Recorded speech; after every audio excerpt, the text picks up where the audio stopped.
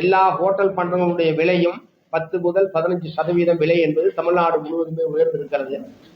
இவ்வளவு கடுமையான விலைவாசி உயர்வு, தட்டுப்பாடு, விலை உயர்வு, இதை பற்றியெல்லாம் கடுகளவும் கவலைப்படாமல் ஒன்றிய பிஜேபி அரசாங்கம் சர்வதேச சந்தையில் விலை ஏறுகிறது என்கிற ஒரு காரணத்தை மட்டுமே சொல்லி தொடர்ச்சியாக இப்படி ஏற்றுக்கொண்டிருக்கிறார்கள்.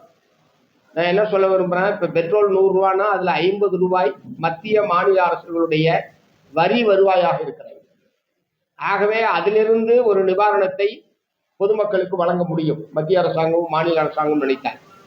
ஆனால் மேலும் மேலும் விலை உயர்த்தி மேலும் மேலும் வருவாயை பெருக்குவதில் மத்திய அரசாங்கமும் மாநில அரசாங்கமும் ஆர்வமாக இருக்கிறார்களே தவிர மக்களுக்கு ஏற்பட்டிருக்கிற கஷ்டங்களிலிருந்து அவர்களை விடுவிப்பதற்கு, அவர்களுக்கு நிவாரணம் அளிப்பதற்கான முறையில் அரசாங்கத்துடைய அணுகுமுறை என்பது இல்லை.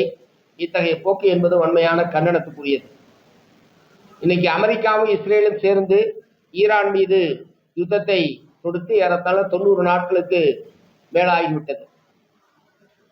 இந்த யுத்தம் முடிஞ்சுவிடும், அடுத்த வாரம் முடிஞ்சிடும், ஒரு அமைதி பேச்சுவார்த்தை நடக்குது என்றெல்லாம் செய்திகள் வருகிறதே தவிர இன்னமும் அது ஒரு முடிவுக்கு வருவதற்கான வாய்ப்பே தெரியவில்லை.